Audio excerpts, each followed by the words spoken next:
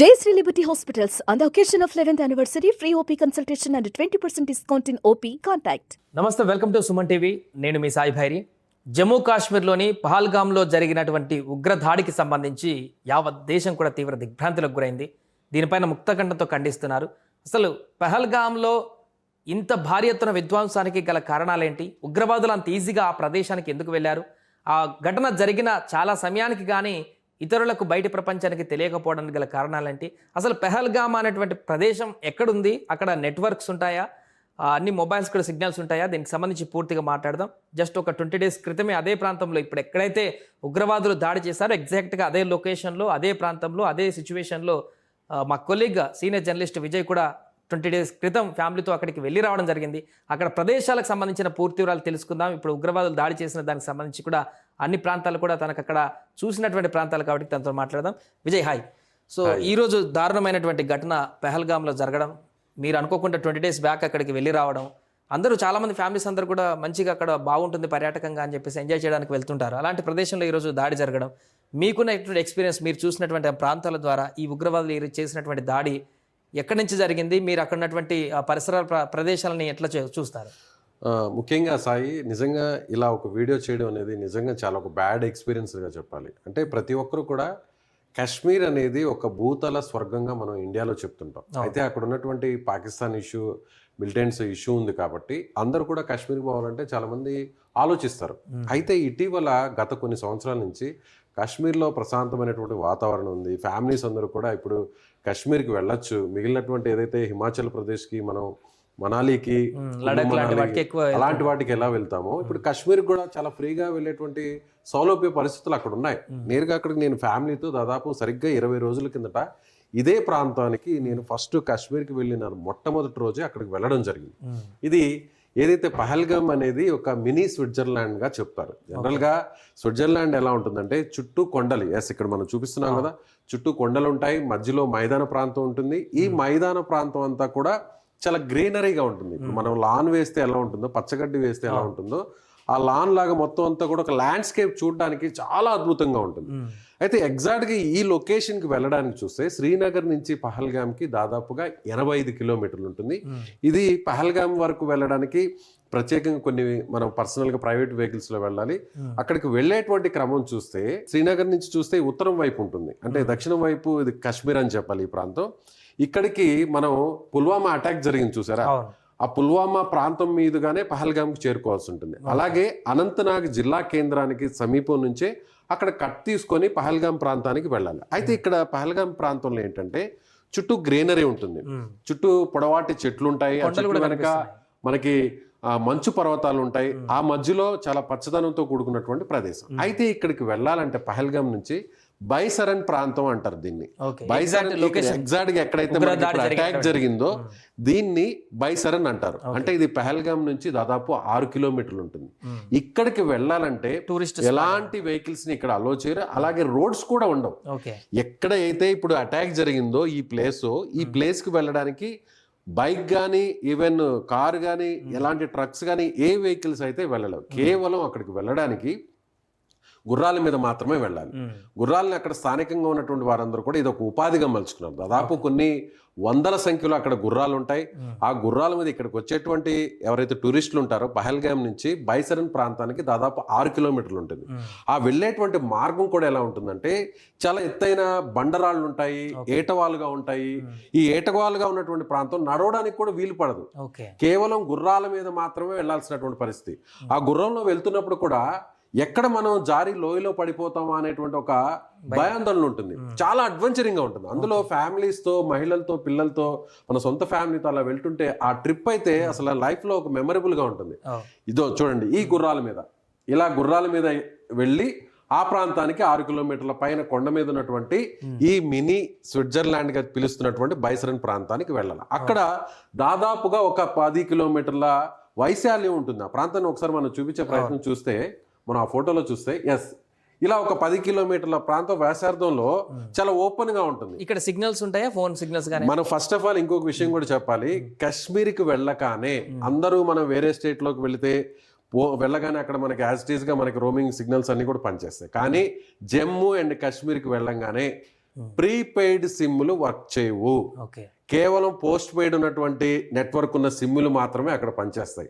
నాకు ఈ విషయం తెలియక ముందుగా నేరుగా నేను అక్కడికి వెళ్ళడం జరిగింది. నాది ప్రీపెయిడ్ సిమ్. ఓకే. అక్కడికి వెళ్ళిన వెంటనే ఫ్లైట్ దిగిన వెంటనే సిగ్నల్ అంతా కూడా కట్ అయిపోయింది.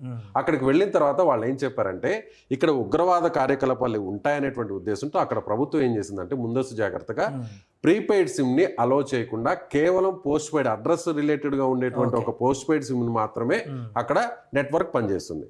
సో అక్కడికి వెళ్ళినా కూడా పోస్ట్ పెయిడ్ సిమ్ ఉన్న వాళ్ళకి చాలా నెట్వర్క్ చాలా నీట్ గా పనిచేస్తుంది. అలాగే మరొక విషయం చెప్పాలి సార్, ఇక్కడ ఆ గుర్రం మీద వెళ్ళాలంటే వెళ్ళి రావడానికి దాదాపు ఒక 3 నుంచి 4 గంటల సమయం పడుతుంది.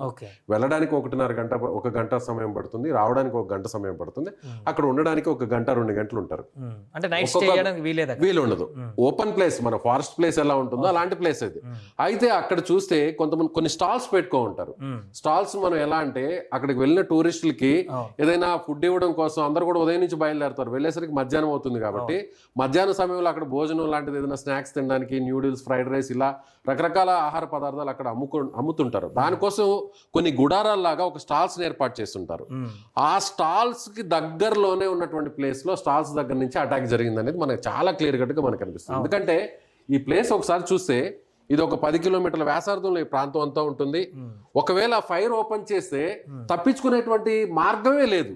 ఎందుకంటే 10 కిలోమీటర్లు ఉంటుంది. అందరం మనం ఓపెన్ ల్యాండ్ ఫ్యామిలీతో ఉంటాము. ఒక్కసారి ఫైరింగ్ ఓపెన్ చేసిన తర్వాత మనకి ఇంకా ఏదన్నా ఒక చెట్టు వెనక నిలబడడం లేదంటే ఏదో ఒక కొండ వెనక నిలబడేటువంటి పరిస్థితులు అక్కడ ఉండవు. అక్కడ మనకి కనిపిస్తుంది కదా ఈ ప్లేస్. ఇప్పుడు ఇక్కడ నుంచి మనం చూస్తే మనకి ఈ చెట్లు మనకు కనిపిస్తున్నాయి కదా, చూడడానికి దగ్గరగా ఉన్నట్టుగానే అనిపిస్తుంది. కానీ ఆ చెట్లు ఇక్కడ నుంచి స్టార్టింగ్ నుంచి ఆ చెట్ల వరకు వెళ్ళడానికి కనీసం 2-3 కిలోమీటర్ల దూరం ఉంటుంది. వన్స్ ఒకసారి ఫైర్ ఓపెన్ చేస్తే అక్కడ పరిగెత్తడానికి ఎంత సమయం పడుతుంది? 2 కిలోమీటర్లు కష్టం. చాలా మంది నేల మీదే పడుకునేశారు. అక్కడ నేల మీద పడుకున్నారు. కొంతమంది ఈ స్టాల్స్ లోపలికి వెళ్ళడం జరిగింది. ఏదైతే ఆహార పదార్థాలు అమ్మేటువంటి ఫుడ్ స్టాల్స్ ఉంటాయి చూసారా, అక్కడికి వెళ్ళారు.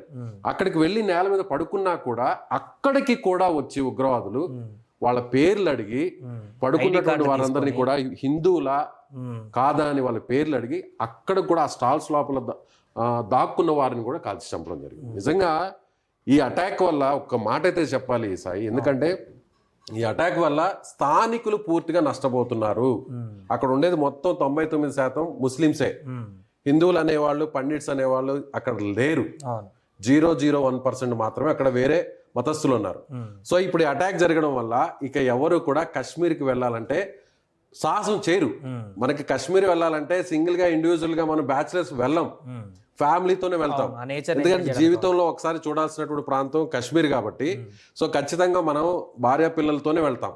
సో భార్య పిల్లలతో ఇక మీదట కాశ్మీర్కి వెళ్ళడానికి ఎవరు కూడా సాహసం చేయరు. ఎందుకంటే అక్కడ చనిపోయిన వాళ్ళందరూ కూడా మనలాంటి ఒక నార్మల్ పౌరులు, సిటిజన్స్ వాళ్ళందరూ కూడా. వాళ్ళకి అసలు టెర్రరిజానికి పాకిస్తాన్కి ఇండియాకున్న ఇష్యూకి అసలు ఎలాంటి లింక్ లేదు. ఫ్యామిలీతో ఎంజాయ్ చేయడానికి కుటుంబ సభ్యులతో కలిసి సరదాగా ఒక వెకేషన్ కోసం సమ్మర్ హాలిడేస్లో అక్కడికి వెళ్ళినటువంటి ఆ ఫ్యామిలీస్ని ఇంత దారుణంగా చంపారంటే సో అక్కడ ఈ అటాక్ వల్ల పాకిస్తాన్ ఎలా నష్టపోతుందో లేదో కానీ కాశ్మీర్లో ఉన్నటువంటి టూరిజాన్ని నమ్ముకున్నటువంటి ఆ గుర్రాల ద్వారా వచ్చేటువంటి ఉపాధి కల్పించేటువంటి వారందరూ కూడా తీవ్రంగా నష్టపోతారు. టూరిస్టులు అక్కడ పోకపోతే వాళ్ళకి ఎలాంటి ఉపాధి లేదు, ఎలాంటి వ్యాపారాలు జరగవు. మార్గం లేదంటారా విజయ్ గారు? అక్కడ వెళ్ళి చూసారు కదా, చూస్తున్నారు కదా, మొత్తం మనకి ఎక్కడంతా కూడా మైదాన ప్రాంతమే, ఎక్కడ దాక్కునేటువంటి ప్రదేశం లేదు. సో అక్కడ చూస్తే మిగిలిన వేరే ఇక్కడ మనం ఇంకోటి చూడొచ్చు. ఈ అడవుల్లోకి పోవాలంటే ఇక్కడ ఒక ఫెన్సింగ్ ఉంటుంది, చూసారా లేదు? ఈ ఫెన్సింగ్ దాటుకొని కూడా పోలేరు. ఎందుకంటే అక్కడ రక్షణ చర్యల్లో భాగంగా ఈ మైదానానికి చెట్లకి మధ్యలో ఒక ఫెన్సింగ్ ఏర్పాటు చేశారు. మనం ఆ మైదానం దాటి అడవి ప్రాంతంలోకి వెళ్ళలేము, అలాగే వేరే వాళ్ళు కూడా లోపలికి వచ్చేటువంటి పరిస్థితులు ఇక్కడ మనకి క్లియర్ కట్ గా చూడొచ్చు. ఫెన్సింగ్ గ్రీన్ కలర్ లో కనిపిస్తుంది కదా. ఎస్, ఇది ఇక్కడండి ఈ పాయింట్ చూసారా, ఇది ఎంట్రీ పాయింట్. ఇక్కడ నుంచి గుర్రాల ద్వారా కింద నుంచి ఈ పైకి చేరుకుంటే ఇది ఎంట్రీ పాయింట్. ఇక్కడ దీని బయటే గుర్రాలను ఆపేస్తారు. ఇక్కడ నుంచి అంతా నడుచుకొని ఫ్యామిలీస్ తో అందరూ కూడా ఇక్కడ ఎంజాయ్ చేస్తుంటారు. నేను చెప్పాను కదా స్టాల్స్ అని, ఇవే స్టాల్స్. జరిగింది కూడా ఇక్కడే. ఇక్కడ కాల్పులు జరిగిన తర్వాత కొంతమంది ప్రాణభయంతో ఈ స్టాల్స్ లో దాక్కున్నారు, ఈ గుడారాల్లో దాక్కున్నారు. ఈ గుడారాల్లో దాక్కున్న వాళ్ళని కూడా వెతికి మళ్ళీ అక్కడ లోపలికి వెళ్ళి మళ్ళీ చంపేశారు. సో నిజంగా సాయి ఈ ఇష్యూ అంటే మాత్రం కాశ్మీర్ ట్రిప్ ఎవరైనా వెళ్ళినా కూడా ఖచ్చితంగా గుల్మార్గ్, సోనమార్గ్ ఎలాంటి మంచు ఉన్నటువంటి ప్లేస్ ఉంటుందో అలాగే పహల్గామ్ ప్లేస్ ను కూడా ఖచ్చితంగా టూరిస్టులు విజిట్ చేస్తారు. ఎందుకంటే ఇది ఒక మినీ స్విట్జర్లాండ్. అక్కడ సెక్యూరిటీకి సంబంధించి ఏమన్నా చూసారా? Good question. ఎందుకంటే కింద పహల్గామ్ ఉంటుంది. పహల్గామ్ అనేది ఒక మైదానం, అంటే ఒక రకంగా స్టార్టింగ్ పాయింట్. పహల్గామ్ లో మిలిటరీ అవుట్ పోస్టులు ఉన్నాయి. పహల్గామ్ ప్రాంతంలో అవుట్ పోస్టులు ఉన్నాయి. అక్కడ మిలిటరీ వాళ్ళు ఉన్నారు, ఆర్మీ వాళ్ళు ఉన్నారు, సిఆర్పిఎఫ్ వాళ్ళు ఉన్నారు. అలాగే పహల్గామ్ కి వెళ్ళేటువంటి మార్గంలో ఏదైతే శ్రీనగర్ నుంచి మనం పహల్గామ్కి వస్తామో ఈ పాయింట్ కి బైసరన్ ప్రాంతానికి వెళ్ళేటువంటి మార్గం మధ్యలోనే పహల్గామ్ నుంచి 1 కిలోమీటర్ 2 కిలోమీటర్ల దూరంలోనే అమర్నాథ్ యాత్ర స్టార్ట్ అయ్యేటువంటి బేస్ పాయింట్ అదే. అక్కడి నుంచే క్యూ లైన్స్ ఉంటాయి. అక్కడి నుంచే మనం ఏదైతే అమర్నాథ్ యాత్రకు వెళ్ళేటువంటి వారందరూ అక్కడి నుంచే వెళ్ళాలి. సో అక్కడ మాత్రం ఆర్మీ పోస్టులు ఉన్నాయి, అవుట్ పోస్టులు. కానీ ఈ ప్రాంతంలో బైసరన్ ప్రాంతంలో ఎక్కడా కూడా పైన నేను వెళ్ళినప్పుడు ఆర్మీ వాళ్ళు ఎవ్వరు కూడా లేరు. ఎందుకంటే బహుశా ఇలాంటి ప్లేస్ లో అటాక్ చేస్తారని ఎవరు కూడా ఎక్స్పెక్ట్ చేయరు. ఇప్పటి వరకు జరిగినటువంటి అటాక్స్ మనం ఒకసారి పరిశీలిస్తే ముంబై లో జరిగిన అటాక్స్ మినహాయిస్తే మిగిలినటువంటి అటాక్స్ అన్ని కూడా ఆర్మీ వాళ్ళ మీద జరిగాయి, అక్కడ ఉన్నటువంటి అధికారుల మీద జరిగాయి తప్ప బయట ప్రాంతాల నుంచి వచ్చి అక్కడ టూరిస్టుల మీద అటాక్స్ జరగడం అనేది చాలా రేరు. అందులో 28 మందిని చంపడం అనేది చాలా రేరు. సో ఎందుకంటే ఈ అటాక్స్ జరగడం వల్ల టూరిస్టులు ఎవరు రారు, పరోక్షంగా ప్రత్యక్షంగా నష్టపోయేది ఎవరు? లోకల్ కాశ్మీరియన్స్. సో దానివల్ల కాశ్మీరియన్స్ కి ఒక వ్యతిరేకత వచ్చేస్తుంది. ఎవరి మీద? టెర్రరిస్టుల మీద. మీరు మమ్మల్ని మా పొట్టగొడుతున్నారు, టూరిస్టులు రానియకుండా మీరు చేస్తున్నారు కాబట్టి ఇక మీరు వద్దు, ఇలాంటి చేయొద్దు అనేటువంటి ఒక వ్యతిరేకత వస్తుందనే భావంతో అక్కడ టూరిస్టుల జోలికి పోరు. కానీ ఈరోజు నిన్న జరిగినటువంటి అటాక్ మాత్రం అసలు ఎలాంటి పాపం తెలియని పాపం.